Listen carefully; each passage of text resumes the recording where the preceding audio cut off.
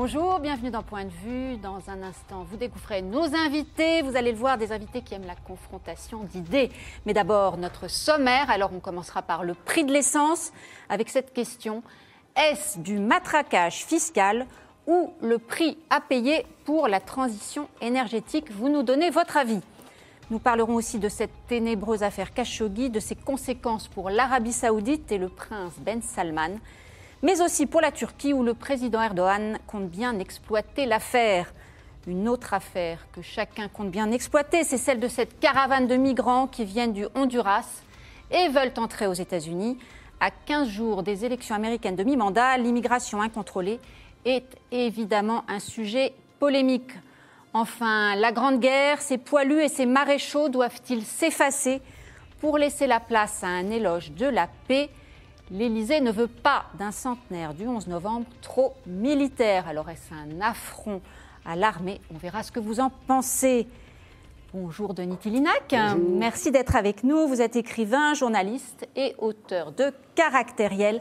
Caractériel qui est un récit un peu nostalgique de votre enfance et de l'enfant difficile et attachant que vous étiez. Et que vous êtes resté. Bonjour Éric Nolot, on va le voir. Ça. On va le voir, vous allez voir. On va aussi parler de vous. Alors vous êtes journaliste, polémiste, animateur de plusieurs émissions à la télévision et auteur de Quand la coupe déborde. C'est paru chez Stock et c'est à propos du football et des matchs qui basculent soudain dans la légende. C'est bien parfaitement ça résumé. Bonjour. Alors, je ne sais pas, entre Caractériel, quand la coupe déborde, je sens que l'émission est bien partie. Ça va continuer avec vous, Olivier Duhamel. Car il vous arrive, c'est rare, de ne pas toujours être de très bonne humeur, mais on va voir ça. En tout cas, je vous présente, vous êtes juriste, vous êtes politologue, président... Je ne fais que vous présenter, président de la Fondation nationale des sciences politiques, et pour ceux qui ne le savent pas encore, animateur de Mediapolis le samedi matin sur Europe 1.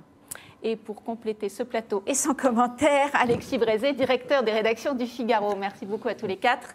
On commence tout de suite par le prix du carburant. Alors en dénonçant le matraquage fiscal du gouvernement, Ségolène Royal a frappé hier fort sur RTL. Depuis sa sortie, le gouvernement et les députés En Marche démènent pour expliquer qu'il ne s'agit pas d'un matraquage, mais d'un effort demandé aux Français dans le combat pour l'écologie. Écoutez deux d'entre eux. D'abord Amélie de Montchalin, députée En Marche de l'Essonne, puis Benjamin Griveaux, porte-parole du gouvernement. La réalité de la transition, c'est d'aider les ménages à justement faire évoluer leur comportement. Quand on a aimé Nicolas Hulot, eh bien, on assume d'avoir une fiscalité comportementale. Vous ne bougerez pas sur ce sujet-là? Nous n'avons pas l'habitude de changer nos fusils d'épaule lorsqu'on s'engage dans la transition énergétique. On le fait jusqu'au bout. Denis Tillinac, ils ont raison. Finalement, c'est aux Français de changer de comportement. La voiture, c'est fini. Le tout pétrole, aux oubliettes. C'est à tout le monde, y compris les politiques. Il y a d'autres façons d'inciter les Français à utiliser moins leur bagnole, à consommer moins, autrement que de ce matraquage fiscal qui pénalise évidemment les plus modestes. Alors, est-ce que finalement... Comme l'augmentation du tabac, c'est le même... C'est pas... Oui, mais alors, l'écologie, c'est bien quand ça concerne les autres, mais moins bien quand ça vous touche directement, Éric Nolot.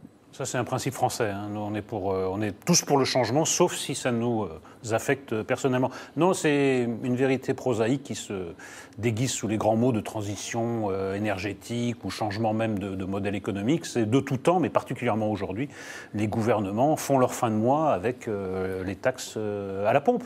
Donc, c'est pas très nouveau. Là, la seule différence, c'est qu'on essaye d'habiller ça de grands mots. Et en effet, Denis a raison. Ce sera peut-être la seule fois de l'émission où j'aurai un point d'accord avec lui. Enfin, c'est vrai que... Non, mais il y a des gens qui n'ont pas le choix.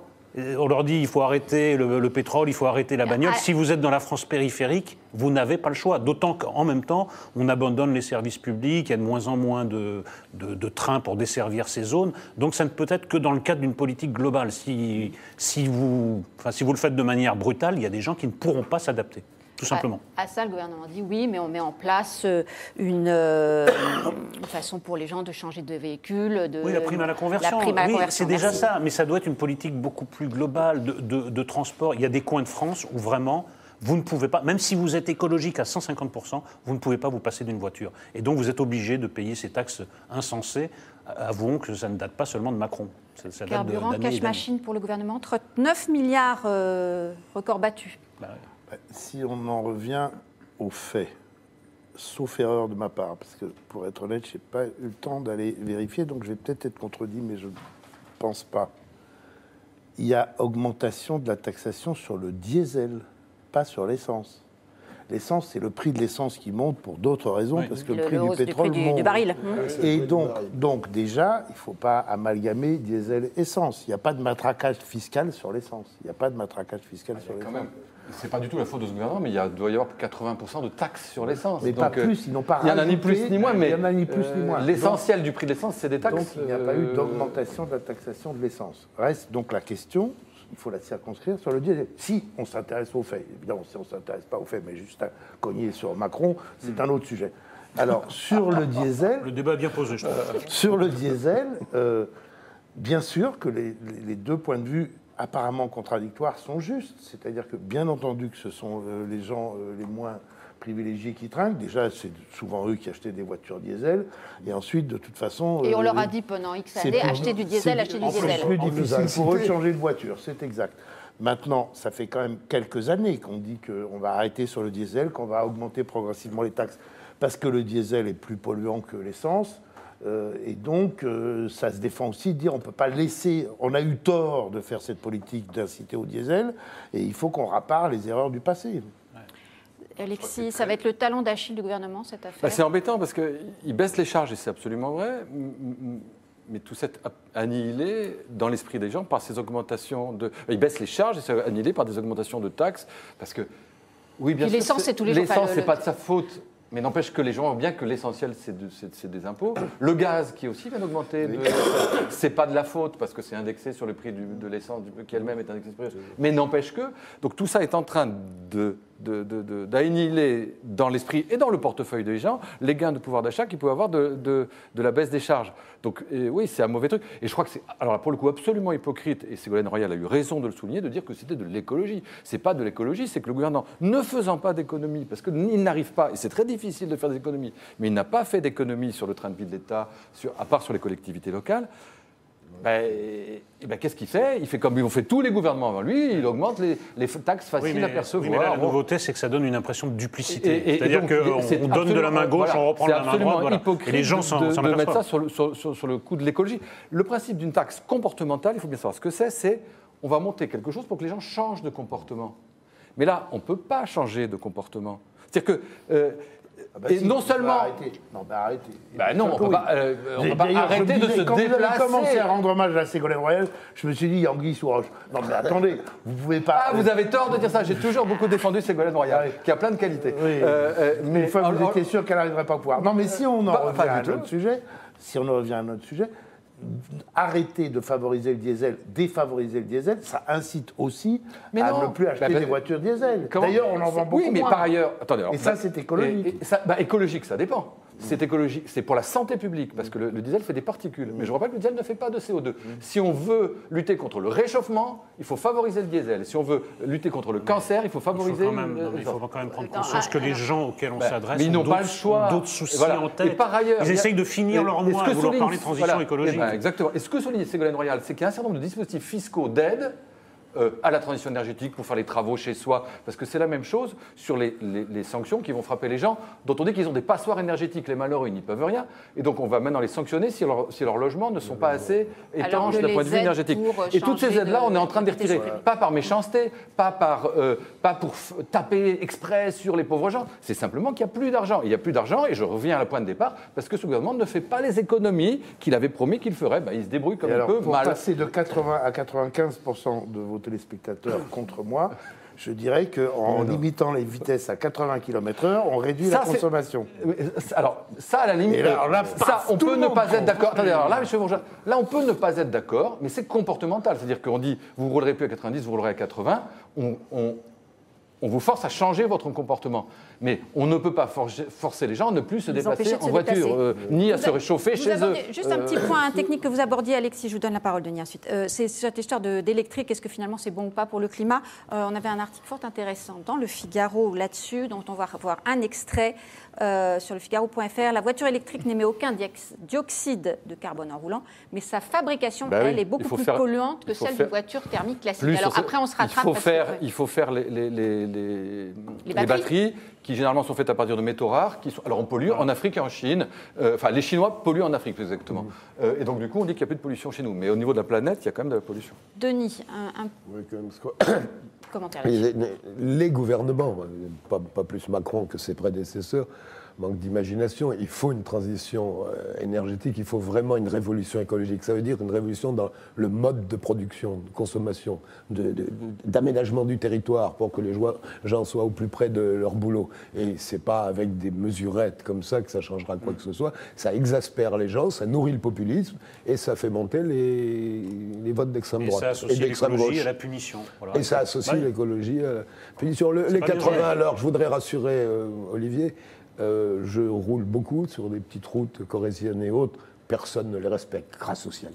Les 80 km/h? Oui, personne. Alors de temps en temps, un appel à l'incivilité. C'est la Corrèze je parle en France. Mauvais élève? Non, moi je vous parle en France. De temps en temps, vous avez un faillot. Vous avez un faillot. On parle de la France, c'est ça? J'aurais me désolidariser de l'appel à l'incivilité de Denis Tillinac. De temps en temps, vous avez un faillot qui a peur des flics et qui roule à 75. Ça fait la queue, exaspère tout le monde. Celui qui respecte la loi, c'est un faillot. On finit par monter à 100 pour le et on provoque un accident. Bon, alors, c'était absurde. Olivier Duhamel nous prédisait combien 85% d'internautes qui seraient d'accord avec l'idée que c'est du matraquage. Eh bien, vous vous trompez, Olivier, c'est 79%. Mais il jouit de sa disgrâce, c'est ça. C'est un pervers. C'est un pervers intellectuel. Je prévois vos sondages à 5 points près, quasi à chaque fois. Alors, vous me laissez donner quelques commentaires quand même de nos internautes. Alors, Henri qui nous dit c'est une mesure, donc celle de taxer, c'est une mesure qui n'a pour objet que de continuer le racket permanent des automobilistes sous couvert d'une cause louable. Pour Stécry, c'est juste du matraquage. Veilleur 69 aimerait que le gouvernement commence par montrer le bon exemple sur les déplacements des ministres. Et Sich nous dit ce n'est pas si facile dans les campagnes. Donc tout ça résume un petit peu le sentiment. Mais bientôt, ce sera les vélos. Je ne sais pas si vous avez vu. Maintenant, taxer les vélos. Vous allez taxer le coup de pédale. Et ben vous allez voir. Là, on est en train de parler de carte grise pour les vélos sous prétexte qu'il ne faudrait pas qu'ils soient volés, etc. Mais à la fin, ça sera pour faire une taxe. Parce que de toute façon, il y a besoin de les nouvelles mobilités, ça va être des nouvelles taxations. Vous allez voir. Éric Nolot, vous avez donc Denis Tillinac aggrave son cas et vous. Non, mais moi, je suis pour la marche à pied et le métro, donc je pense que. Un jour aussi, vous serez taxé. Oui, je sais. On est déjà un peu taxé. Non, mais je pense que ça passe par une révolution des transports en commun, au lieu que ça soit quelque chose qu'on laisse tomber. Voilà, à mon avis, il faut commencer par la base. Les gens ne prennent pas leur bagnole par plaisir, il y en a parfois, mais c'est une minorité. S'ils ont un moyen de transport alternatif crédible, ils le prendront. Voilà, et c'est pas en mettant une taxe que ça va changer le comportement des gens. Et si on rapproche le site de production ou le bureau de celui qui y travaille, c'est encore mieux. Voilà. Mais là, ça demande Ça demande une adaptation un peu. Il faudra le faire, complexe. Sinon ça ira pas bien loin, les réformes écologiques. Alors un tout autre sujet maintenant, celui de l'Arabie Saoudite. Alors a-t-elle perdu la face depuis le meurtre du journaliste Amal Khashoggi à Istanbul? C'est donc notre sujet. Il y en a un en tout cas qui a bien l'intention d'exploiter cette affaire, c'est le président turc, grand rival de l'Arabie Saoudite pour le leadership dans le monde musulman. Ce matin, dans un discours, le président Erdogan a assuré qu'il ne doutait pas de la sincérité du prince Ben Salman, mais que faire porter le chapeau au seul service de renseignement et agents saoudiens, c'était peut-être un peu court. On l'écoute expliquer et commenter cette opération contre Khashoggi. Suudi Arabistan İstanbul Başkonsolosluğuna gidiyor. Kaşıkçı'nın bu ziyaretinin cinayeti planlayıp icra eden ekibe haber verildiği anlaşılıyor. Yani bir planlama, bir yol haritası burada çalışmaya başlıyor. Olayın cereyan ettiği yer İstanbul'dur. Dolayısıyla bu 15 artı 3 kişi 18 tutuklunun yargılanmasının İstanbul'da yapılması teklifimdir. Olivier Duhamel, il est vraiment en train de marquer des points, Erdogan, dans cette histoire.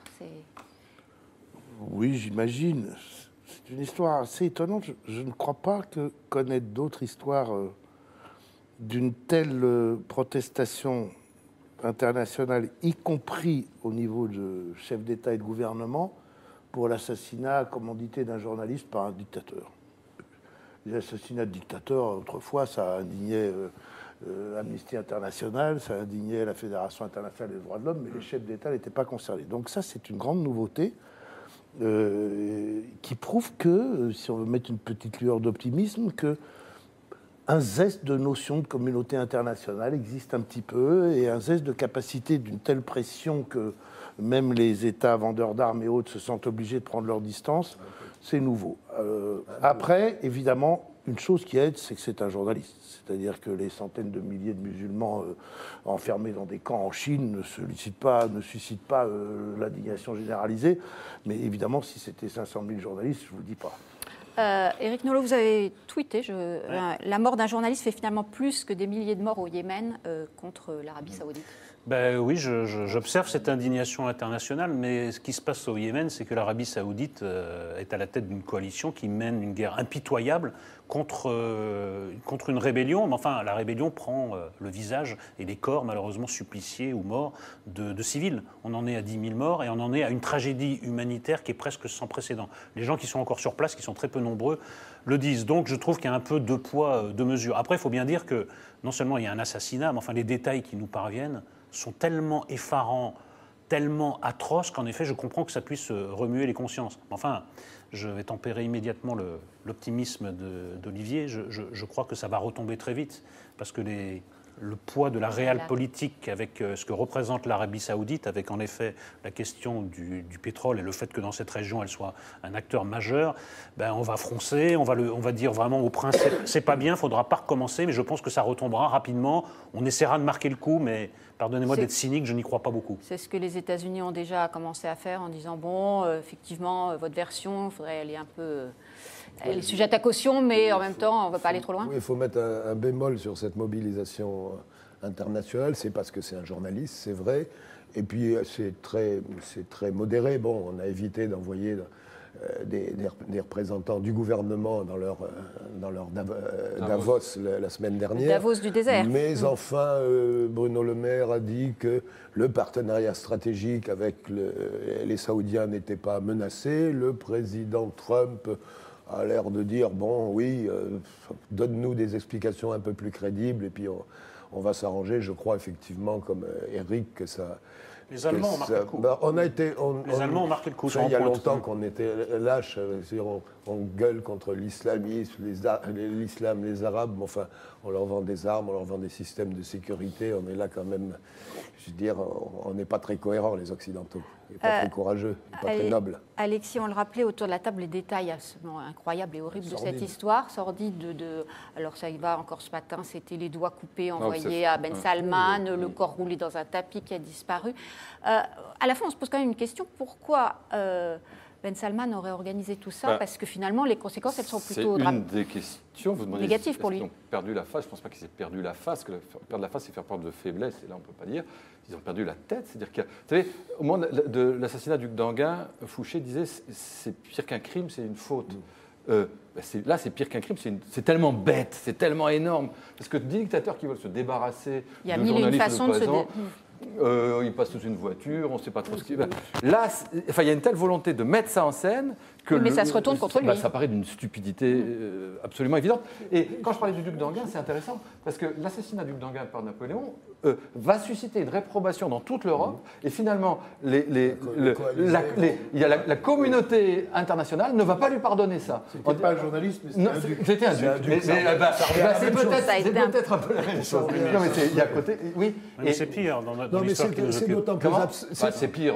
Faire venir le gars, l'enlever, non, mais je veux dire sans procès dans le procès de Vincennes. Erdogan, en comparaison, passe pour être dans le camp des droits de l'homme et de la démocratie. Donc là, Erdogan devient gentil. Effectivement, c'est quand même un peu... Bon, C'est absurde parce que quand même Ben Salman fait des efforts depuis son accession au pouvoir pour nous démontrer qu'il veut mettre les femmes au volant. l'Arabie sur les rails d'une certaine modernité. Les femmes au volant et le financement du terrorisme international, franchement, bon, c'est mieux que rien, mais enfin, ça pèse pas quand même lourd. Mais enfin, faut faire un examen de conscience générale. Le Qatar, c'est la même chose. On a tellement toléré de la part du Qatar parce qu'ils nous achètent des tas de choses que malheureusement... Ils en achètent aussi à Paris. Bah oui, bien sûr. Quelques réactions sur le sujet. D'abord, sur le côté realpolitique, on vous demandait sur Twitter, selon vous, l'Arabie Saoudite risque-t-elle de perdre ses alliés occidentaux suite à l'affaire Khashoggi? Vous êtes près de 2 tiers à répondre que non, vous ne le pensez pas.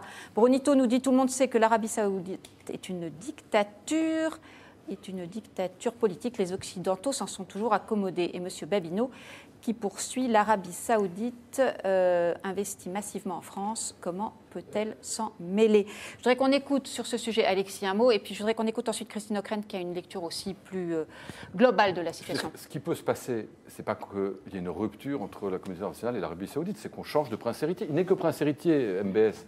Il y a un frère ou un cousin qui va le remplacer, parce que lui, on dira vraiment la taille exagérée. C'est ça qui est en train de se jouer, et un autre prendra sa place. Après, les relations avec l'Arabie Saoudite, bien sûr, il y a la question d'argent, de contrats, de pétrole, il y a tout ça. Il y a aussi des questions de relations internationales. Aujourd'hui, c'est un des alliés des Américains, d'Israël, contre l'Iran et la Turquie. Donc c'est réglé.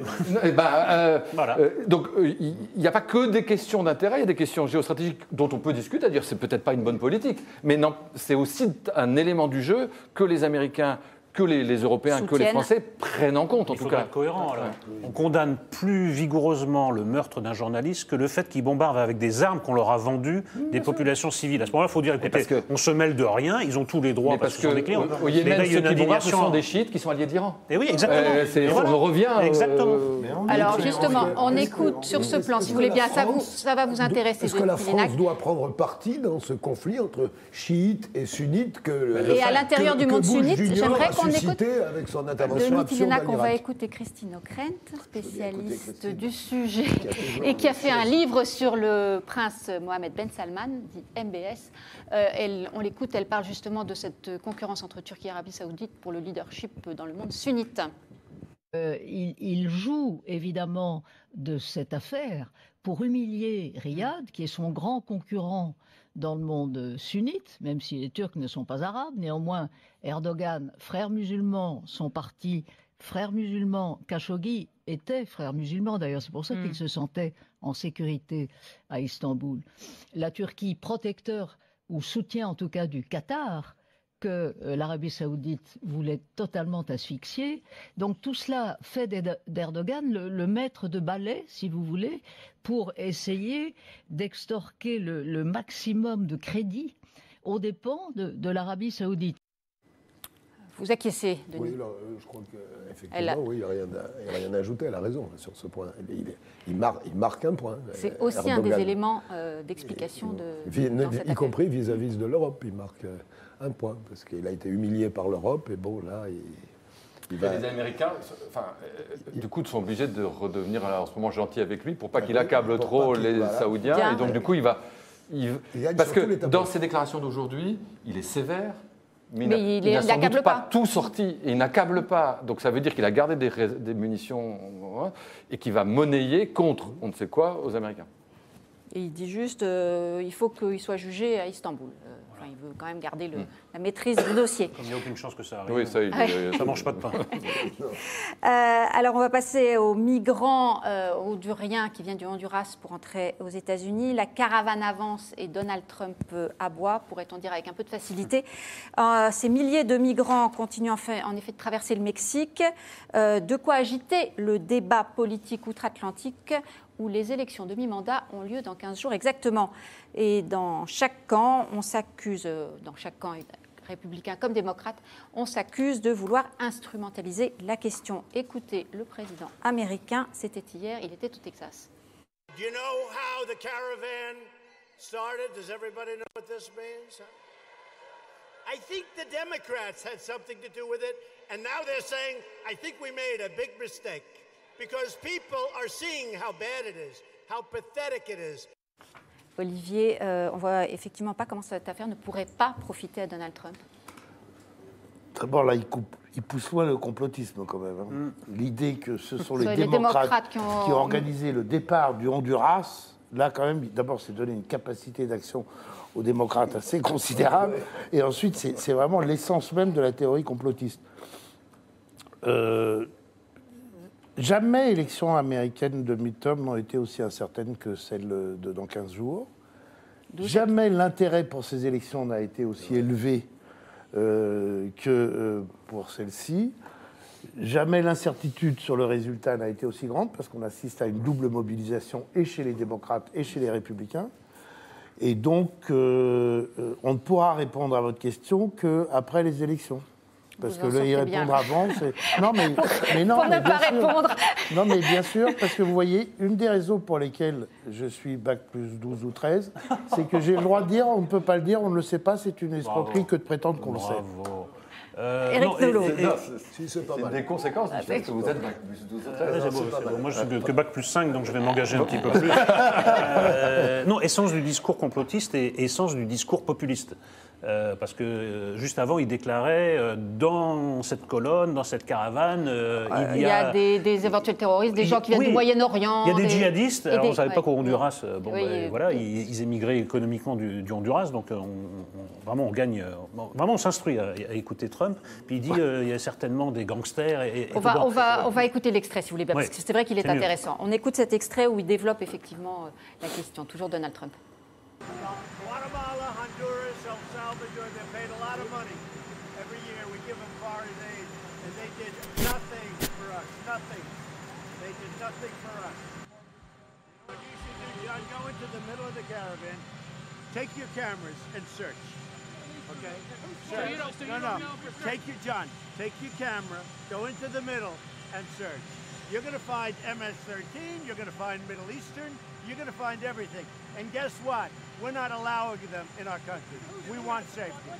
Éric Nolot, je vous ai interrompu. Le MS-13, je précise, c'est un gang de criminels très connu en Amérique et notamment en Amérique du Sud. Non, mais c'est intéressant ce qu'il raconte parce que moi, ça m'arrive d'aller aux États-Unis. Or, il suffit d'être depuis 24 heures aux États-Unis. On sait ce que donnent les Salvadoriens, les gens du Honduras ou les Mexicains. Ils font tourner la baraque des États-Unis. Ils font tous les boulots que les Américains ne font pas. Vous êtes dans un hôtel, vous ne voyez que des Latinos parce que c'est eux qui font tourner la baraque.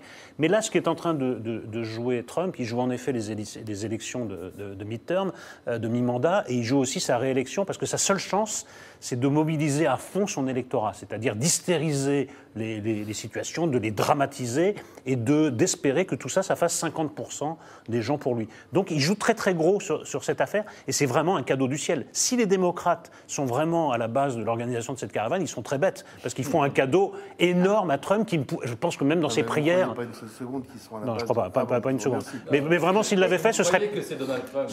Oui, je pense que c'est Donald Trump. Le Hondurien, qui est un peu à l'origine de tout ça, est assez proche des démocrates, d'où la ficelle un peu grosse du complot démocrate. Mais on peut juste compléter ce qu'il vient de dire, qui quand même ne s'engage pas tellement plus que ce que j'ai dit. C'était une figure de rhétorique. Il l'a dit mieux, il l'a dit de façon plus vive. Mais vous avez pas plus de 12. Et avec moins d'études. Non. J'ai plus de mérite. Arrêtez. Directement au fait quand on est peu. C'était une blague, bac plus 12, mais j'étais sûr que vous en serviriez à jamais contre moi. Non, Il y a petit Lina qui a rigolé gentiment. vie. Vraiment, vous êtes trop méchant. Non, c'est vrai, à ceci près que, éventuellement, ça peut aussi créer une surmobilisation de l'électorat latino. Oui, mais justement, il est... Alors, je voyais ce matin parce qu'ils n'aiment pas trop les nouveaux venus. Ils n'aiment pas les nouveaux venus. Ils sont très peu mobilisés. Alors, peut-être que c'est fait pour les remobiliser, mais là, ils sont plus de la moitié à dire qu'ils ne sont pas sûrs d'aller voter. Est-ce que quelqu'un a vu un documentaire... On m'a parlé d'un documentaire formidable que je n'ai pas vu, qui était fait sur 24 heures en Californie sans un seul clandestin. Ils avaient imaginé qu'il n'y avait plus un clandestin en Californie et ils ont fait une fiction. C'est à l'arrêt, quoi. Et le pays était... la Californie était complètement bloquée. Bloqué, forcément. C'est une belle idée. On va faire pareil avec les retraités. On s'apercevrait que la France serait bloquée sans ses retraités. Les retraités, oui. Et puis dans les travaux publics, même les immigrés en provenance du Sahel ou du Maghreb. Denis Tinidac, c'est sans doute aussi, là, on parlait de talon d'Achille tout à l'heure, l'immigration, ça reste quelque chose pour Trump qui est compliqué. Le mur, par exemple, avec le Mexique, je crois que pour le moment, il y a 6 km sur 3200. C'est plus ou moins abandonné. Oui, Dieu sait que je n'ai pas envie de plaider pour le populisme, je voudrais plaider pour les meilleures façons de s'en débarrasser. Et la meilleure façon, c'est quand même de prendre conscience que dans le monde entier, il y a une hantise de l'immigration. Les attentats terroristes l'ont amplifiée, mais elle existe. Elle existe, c'est pas seulement en Europe. Hein. Moi, je me rappelle de chefs d'État africains qui me disaient « Mais vous êtes fous en France, nous on fait attention parce que nous aussi, il y a énormément, la plupart des flux sont interafricains. » Donc là, il y a une hantise internationale. C'est pas non plus de la faute de Trump ou des Américains si les dirigeants salvadoriens ou honduriens ont mis leur peuple dans un état de misère aussi effroyable, pour ne pas dire. Les gangs dont tu parles, il y a quelque chose de vrai dans ce que dit. Bien sûr. Hein, c'est les gangs qui sont partis des États-Unis qui ont foutu un bazar absolu au Honduras, au Guatemala, au Salvador. Appliquant à l'opinion publique. Les gens ils vivent dans la terreur quand même. Oui, c'est pour ça qu'ils partent. Et bien sûr que c'est pour ça qu'ils partent. S'ils peuvent, les États-Unis, depuis 2 siècles, c'est une espèce de page blanche sur laquelle l'imaginaire de tous les peuples, les pauvres, inscrivent leurs espérances. Et ils continuent à venir. Bon, alors bien sûr qu'il a tort. L'Amérique ne mourrait pas d'accueillir ces quelques milliers de types, mais il faut comprendre les réflexes des peuples si on ne veut pas que leur exaspération dégénère en radicalisation. Il n'a pas été élu pour ça, il a même été élu pour faire le contraire de ça. Donc si jamais il disait venez, entrez, il est mort. Non, on peut avoir une position un peu plus mesurée. Pour la mesure n'est pas le problème. Mais non, c'est pour les raisons que vous disiez il y a une seconde. Je suis d'accord. Votre conclusion dit le contraire de prémisse de votre raisonnement. Non, je ne dis pas qu'il a tort. Je n'ai pas dit qu'il a tort. Non, j'ai pas dit qu'il a tort. Il n'a pas tort non plus quand il dit au début on leur donne beaucoup d'argent. Parce que c'est vrai que c'est comme les institutions internationales qui cognent sur les Américains toute la journée, l'ONU, l'UNESCO, et ces Américains qui arrosent. De temps en temps, ils en ont un peu marre. Ils arrosent quand même pas mal. Et bon, il a pas tort quand il dit ça au début. Bon, il a tort quand il agite la menace de gangstérisme, de moyen-orientaux plus ou moins djihadistes qui seraient là-dedans. C'est sa seule carte. Et sa position, effectivement, si on sort moyen-oriental, ça m'a l'air à peu près absurde. L'histoire des gangs MS-13, c'est pas impossible, puisqu'effectivement... nous, on nous a quand même expliqué pendant tout un tas de fois qu'il n'y avait pas du tout de terroristes qui passaient chez les migrants. Puis après, on s'est rendu compte qu'un tel, ils étaient passés par là. Bon, donc, on ne peut pas... mais le fond de sa position, c'est de dire non, on ne veut plus que ces gens-là entrent. Mais il le dit parce que ses électeurs lui ont demandé il a été élu pour ça. Donc, il ne va pas faire le contraire de sa politique. Il ne gouverne que pour ses électeurs. Il gouverne pour ses électeurs. Et pour l'économie américaine, c'est quand même l'autre aspect de l'affaire, en ce moment ne s'est jamais si bien porté. Ça ne se portait pas si mal avant lui. Bah oui, mais en fait, là, ça se passe quand même super bien. Je ne dis pas que ce soit d'ailleurs... mais c'est un fait. Il n'y a jamais eu aussi peu de chômage, la croissance n'a jamais été aussi forte. Donc, il a une économie qui va bien, il tient bon en tout cas... Il affiche une fermeté sur un élément essentiel de son programme. Donc c'est vrai que pour les élections de mi-terme, en dépit de sa dinguerie, de ses tweets absurdes et tout ça, c'est quand même payant. Vous prenez des vrais risques, c'est bien. Bah, j'ai pas fait 12 ans d'études, moi. Avec mes 3 ans et demi d'études, j'y vais. Ça reviendra régulièrement, Olivier. Un peu bêta. Je suis un peu bêta. Malheureusement, oui, c'est dommage. Il a déjà gagné dans le fait que les sondages, Olivier le rappelait, ont l'air de dire que ça sera très disputé. Or, une mi-terme, traditionnellement, est perdue par le gouvernement, par le pouvoir en place. Alors, quelques réponses et commentaires. Twitter, notre question, Donald Trump doit-il faire un geste à l'égard de la caravane de migrants partie du Honduras ? C'est assez... c'est non, 58, mais à petite majorité, 53%. 53, ça dépend ce qu'on appelle un geste. C'était à 5 points. Ça dépend ce qu'on appelle un geste, nous dit Eric Nolot. Effectivement. Et puis la caravane, elle grossit. Parce non, mais si c'est Angela Merkel, entrez, et vous êtes chez vous, bon, là, non. Il peut, non, mais un geste, ça peut être bye-bye aussi. ou des gestes qu'on ne peut pas reproduire parce qu'il y a des gens qui nous regardent. Si moi je le fais, Olivier va dire que c'est honteux. Mais lui, il a le droit. Non, ou des gestes qu'on ne peut pas faire parce qu'il y a des gens qui nous regardent, mais ça peut être un geste comme ça aussi qu'il adresse à la caravane. Qu'on aurait vu sur des photos du président de la République. Qui est très raccord avec... qui est très raccord avec... Suzette nous dit, Monsieur Trump ne doit pas faiblir. S'il fait ce geste, ses électeurs ne lui pardonneront pas. C'est écrit, si Trump accepte une caravane, après ce sera 2, puis 3. Bronito, accepter cette caravane serait un appel d'air. Et si que l'ONU démontre son utilité en mettant en place des zones de sécurité avec soins et protection militaire pour les civils. Ils sont assez contrastés. Dans la série Protection, non, parce qu'il y avait quelques Américains qu'on entendait aussi sur les radios ce matin qui disaient qu'il y a un ouragan qui arrive sur le Mexique et après tout, s'ils pouvaient aussi un sort à ces migrants, ça, voilà, dans les, ça fait partie de ces commentaires mesurés. Très bien. Je vous propose maintenant de passer à un sujet encore très différent, c'est celui de cette commémoration de la victoire de 1918. Alors, il fallait une polémique pour cet armistice, une cérémonie que l'Élysée ne veut pas trop militaire, a-t-on appris ce week-end. De quoi faire réagir dans les rangs de l'armée. C'est une insulte aux soldats de 1918, a même commenté l'historien et ancien colonel Michel Goya. On en parle tout de suite. Olivier Duhamel, l'Élysée a commis un faux pas en disant pas trop de militaires, 1 million de soldats, 1,4 million soldats tués en... Il me semble qu'il n'est pas impossible qu'on aille quand même chercher la petite bête. La petite bête. Moi, je vois que... Non, on va parler de l'itinérance mémorielle. C'est ça dont vous voulez nous parler? Ah oui, donc vous ne voulez pas que j'en parle. Non, je voudrais d'abord qu'on commente le fait de dire mais ceci est lié à pas cela, trop de militaires. Il a raison. Alors Alexis vous défend, alors je ne peux plus rien faire. Moi, c'est le mot itinérance mémorielle qui me fait rigoler. Une itinérance mémorielle. Autrefois, on aurait appelé ça un pèlerinage patriotique. Maintenant, on ne peut plus dire pèlerinage, on peut plus dire patriotique, on dit une itinérance mémorielle. Mais enfin, s'il va sur des champs de bataille, malgré tout, ça me paraît difficile de ne pas parler des soldats. Il va bien falloir un moment rendre hommage au sacrifice de nos soldats. Mais ils n'ont pas dit qu'ils n'allaient pas mais faire c'est pour ça, mais j'allais dans votre sens. Je dis qu'il va être de facto. Petit moment d'absence, continuez.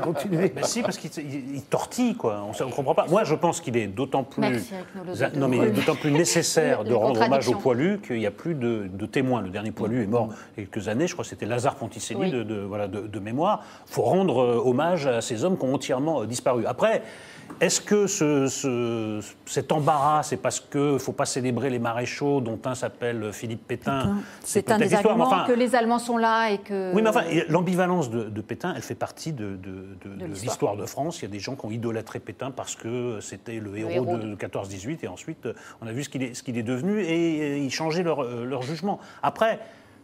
Je pense que la célébration de la période de paix sans précédent que nous connaissons en Europe, elle ne s'apprécie pleinement qu'au regard des conflits qui nous ont opposés avec nos voisins. Il faut au contraire les rappeler pour savoir d'où on est parti et où on est arrivé. Donc ce côté tour de passe-passe en tourloupe, là, on nomme les choses sans les nommer, tout en les nommant, itinérance mémorielle, là vraiment, là on est dans la novlangue. Tour de passe-passe en tourloupe. Je ne comprends pas. L'Élysée a dit, il ne faut pas que ça soit trop militaire. L'Élysée, je ne comprends pas. C'est qui sa porte-parole? Ça n'a pas été... C'est un conseiller qui a ou c'est un communiqué de la présidence de la République, ou c'est le porte-parole qui déclare. Quel est le statut? Quelle est la phrase et quel est le statut? Parce que c'est quand même pas la même chose. Je vais vous le dire, mais je donne en attendant la parole à Denis Tillinac pour ce côté. Est-ce que finalement c'est pour ce qui concerne les communicants ou les conseillers ou les collaborateurs du président Macron, on a l'impression que rien n'est très clair, très défini. Demandez à Tillinac de commenter le fait avant de pouvoir nous donner le fait. Non. Je le cherche pour vous, mais je crois qu'il n'y a pas d'autre source que l'Élysée. Mais justement, moi je déteste quand on fait un papier de l'opinion. C'est Jean-Dominique Mercier de l'Opinion qui a fait un papier lundi pour dire que ce week-end, l'Élysée avait dit que... Donc c'est un conseiller qui a dit ça, pour le moment. Très probablement un conseiller. Ça n'a aucun statut officiel. Écoute, Olivier et Eric ont raison tous les deux. Ce qui est le plus ridicule dans cette histoire, c'est cette espèce de dérive sémantique moderne, entre guillemets, itinérance mémorielle, oui, au lieu de pèlerinage patriotique. Bon, hommage patriotique. On est tous... Pèlerinage et un petit côté religieux. Non, mais un hommage, ça s'est arrêté. Une itinérance, on chemine. Alors, Denis.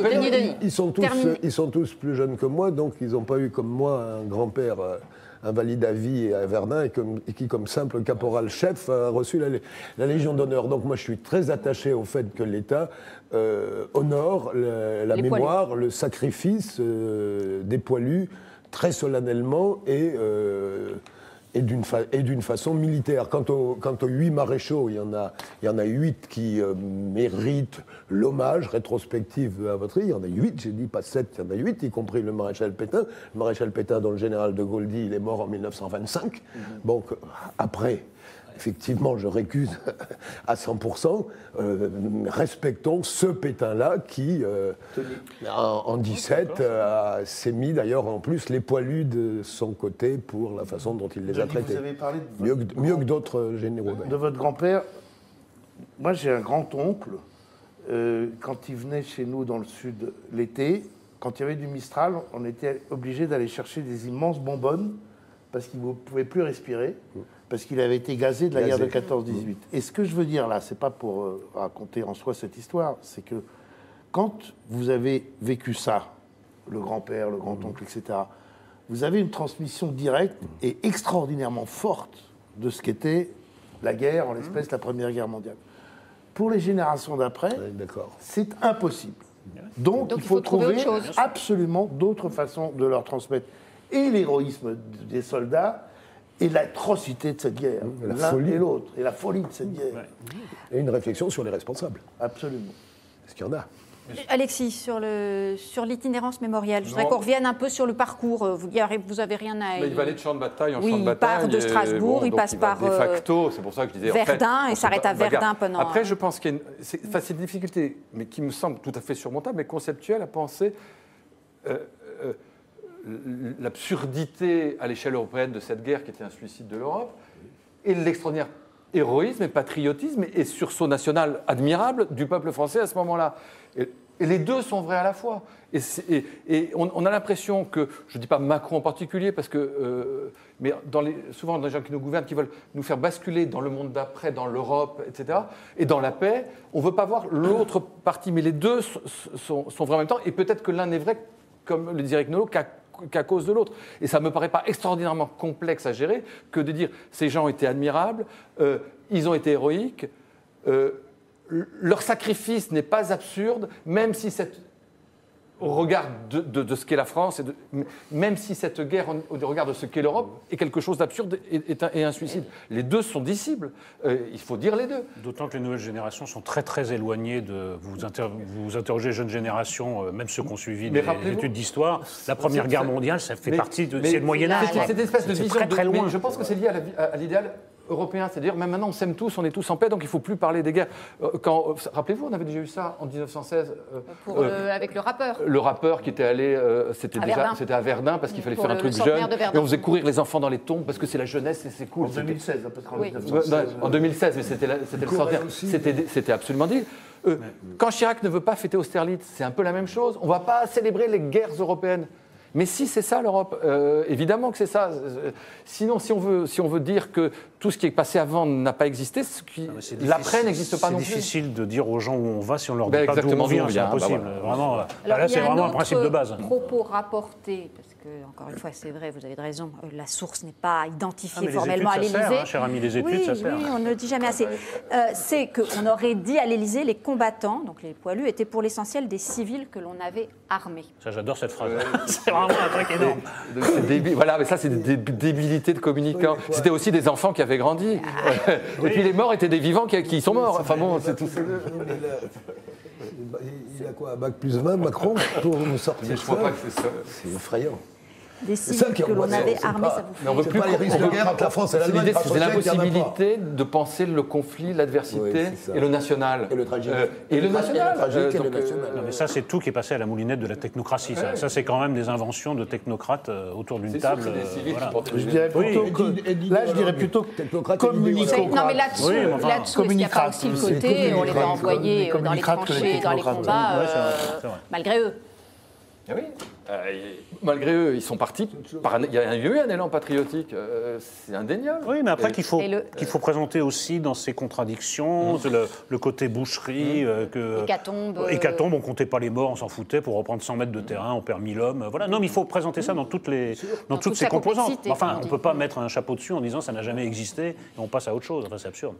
Et on ne peut pas rendre hommage à quelque chose uniquement en disant que c'est absurde. C'est-à-dire qu'il faut qu'il y ait une valeur dans ce sacrifice pour lui rendre hommage. Sinon, il ne faut plus en parler. À ce moment-là, on dit on vive l'Europe, vive la paix, mais on ne célèbre plus les fins des guerres. Il faut parler d'autre chose. Mais une idée, Éric Nolot, puisque comme on le disait, les générations à qui on a transmis un récit direct, ce sont les nôtres et elles vont peu à peu s'éteindre. Comment faire après ? Moi, je pense qu'il ne faut absolument pas sacrifier ces périodes de l'histoire au profit d'autres. Voilà, il faut que ça fasse partie de notre mémoire. Ce que nous sommes aujourd'hui, ça date quand même de 100 100 ans, c'est pas non plus une période si reculée. Ce que nous sommes aujourd'hui dépend très très directement de ce qui s'est passé il y a 100 ans. Moi, je pense que les gamins, ceux qui sont à l'école, gagneraient à en être instruits. Je trouve une conscience de l'Europe. L'Europe, c'est pas seulement qu'on a tous des euros, c'est que on vient de quelque part où c'était pas évident que cette construction européenne. Là aussi, jour, la lecture de 14-18 et la paix a produit ensuite la Seconde Guerre mondiale. Non, mais il faut tout remettre en perspective. Il faut tout prendre jusqu'au bout. Oui, bien sûr. Y compris de dire, Pétain aurait été un pur salopard qui a collaboré avec les nazis. Mais pourquoi est-ce que les Français étaient pétinistes? Parce que pour eux, c'était absolument pas ça. Pour eux, c'était l'image d'un grand héros et qu'il leur a fallu du temps à comprendre que, non, c'était un grand héros qui a très très mal tourné et qui est devenu grand héros, qui est devenu grand salopard. Comme moi, j'enseigne à mes étudiants que Joseph Barthélemy était un immense professeur de droit qui plaidait la non-rétroactivité et qu'il a signé les sections spéciales qui sont une abomination de tous les points de vue des principes du droit. Voilà. Quelques réponses et commentaires toujours sur ce sujet. D'abord, à la question qu'on vous posait sur Twitter, c'était donc, faut-il... Alors attendez, comment elle était formulée? Pensez-vous que les poilus puissent être un jour oubliés dans l'histoire? C'est très partagé, 48% de oui. Et donc, c'est très moitié-moitié, ils le seront. C'est un peu bizarrerie quand même. Ça s'éteindra forcément dans le temps. Là, je pense que dans 1000 ans...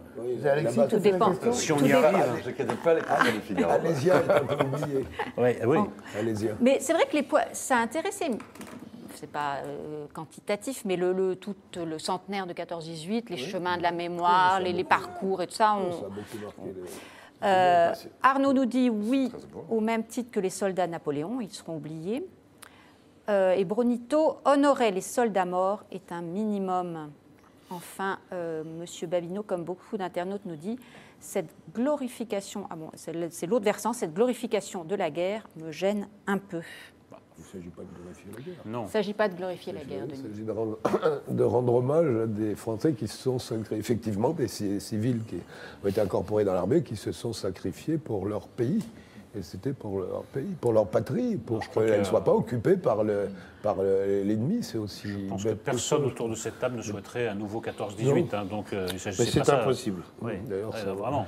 Non, mais ce qui est impossible, c'est l'extraordinaire exploit que ça représente de puissance d'un pouvoir politique, de déclarer la guerre et que sans hésiter, que la mobilisation des centaines et des centaines de milliers de personnes immédiatement, alors qu'avant, des grands partis prônaient la paix à tout prix, le refus de la guerre, la grève générale contre la guerre, et que le patriotisme a été total, intégral, immédiat, et plus fort que tout. Et aujourd'hui, vous n'auriez pas ça.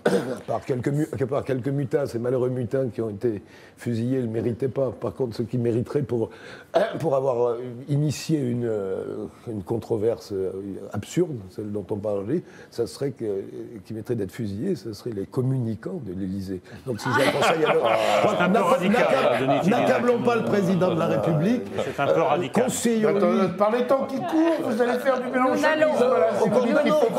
Au contraire, parce que j'ai de la considération et du respect pour le président de la République, je lui conseille de se séparer de quelques communicants que ce soit. Mais pas. Ils sont toujours toxiques. Mais pas en leur tirant dessus, quand même. Bon, nous n'allons. Au sens rhétorique, évidemment. Nous n'allons fusiller personne. Le temps. Nous n'allons fusiller personne ni sur ce plateau ni ailleurs. Nous avons tous bac plus 15 minimum après ces 50 minutes d'émission. On a autant d'années d'études que vous. Faites les calculs. En tout cas, merci beaucoup à tous les quatre. Et rendez-vous demain pour un nouveau point de vue.